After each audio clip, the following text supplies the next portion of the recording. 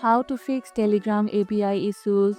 If you are encountering Telegram API issues, it often means there's a problem with Telegram servers or your connection to them.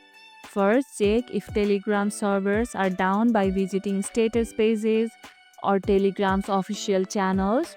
If servers are up, ensure your internet connection is stable and fast enough for Telegram services. Sometimes switching between Wi-Fi and mobile data can help. If you are using a third-party app or bot relying on Telegram's API, verify your API keys and settings are correct. Expired or misconfigured keys cause failures. Restart your device and router to clear any network issues blocking API access.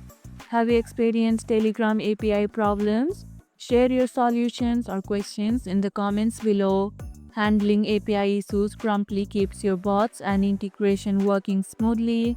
And if this video helped, hit the like button, share it, subscribe, and leave a comment.